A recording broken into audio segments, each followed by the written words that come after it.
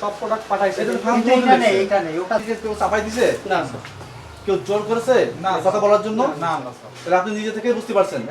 আমাকে বলছে এই পণ্যগুলো একটা কোম্পানির 14টা প্রোডাক্ট আছে, তার ভিতরে একটা প্রোডাক্ট অনিবন্ধিত। এখন এই অনিবন্ধিত প্রোডাক্টটা তো আমি জানতাম না, আজকে জানতে পারার স্যার এসে আমাকে বললো যে জানার ক্ষেত্রে এটা জানতে পেরেছি যে এই প্রোডাক্টটা অনিবন্ধিত, এটা নিবন্ধিত না। আর কিছু প্রোডাক্ট আছে তাদের হলো তারা আমাকে বলে গেছে যে এটা বিএসটিআই আছে এবং কাগজপাতি আছে, কিন্তু সেইগুলোর কাগজপাতি নাই। তারা এখন মনে করেন ডকুমেন্ট দিতে পারি নাই আমার। আমি জানি কোম্পানির লোক, আমি তো আর সেখানে যাই না। আমার এখানে এসে বলে গেছে বিএসটিআই কাগজও মনে করেন আমার দিয়ে গেছে, সেগুলো আছে, সেগুলো নকল, সেগুলো আসল না।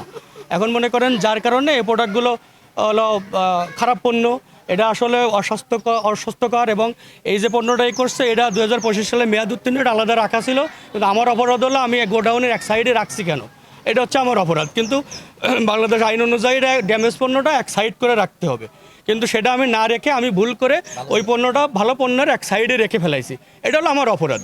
তো আমি অপরাধ স্বীকার মানে অপরাধের কারণে এই অনেক ড্যামেজ উত্তীর্ণ পণ্য বা খারাপ পণ্যটা কারণে আমাকে মানে আর কি না, ভবিষ্যতে এই ধরনের কাজ, আমি যেহেতু নতুন ব্যবসায়ী, আমি তো এটা জানতাম না, আমি জানতে পেরেছি এই ধরনের ব্যবসা তো আমি আর ভবিষ্যতে করবো না। আমরা আসলে আমাদের কিছু গোপন তথ্য ছিল যে একটা যে তানচিপ ট্রেডার্স ফুলেরহাটে সদরের মধ্যে পড়ছে যশোরে, এখানে কিছু অবৈধ প্রোডাক্ট আছে এবং আমরা আজকে মানে আমাদের অভিযান ছিল, অভিযানিক দলে এখানে আসছে।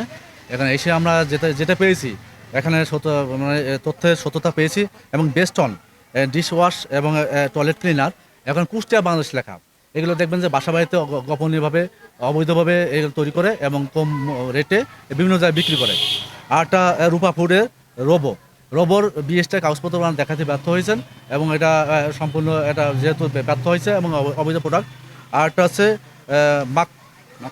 মাক্কুল ফ্যান ফ্রুটস, এটা ভৈরব কিশোরগঞ্জের, কিন্তু ওনারা দেখা যাচ্ছে 22টা পণ্য আছে, 22টা পণ্য কিন্তু ওনাদের বিএসটি আছে, কিন্তু এই যে প্রোডাক্টের পণ্য বিএসটি নাই এবং এরা অবৈধভাবে এটা ইলিগাল প্রোডাক্ট সেটা বিক্রি করতেছে।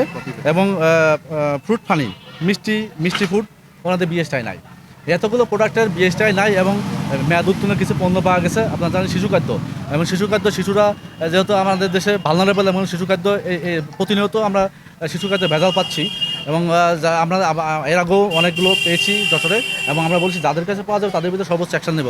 উনি ভুল স্বীকার করছেন প্রতিষ্ঠানের মালিক এবং উনি বলছেন ভবিষ্যতে এ ধরনের কার্যক্রম থেকে উনি বিরত থাকবেন এবং আমাদের কাছে কথা দিয়েছেন, উনি লিখিত দিয়েছেন।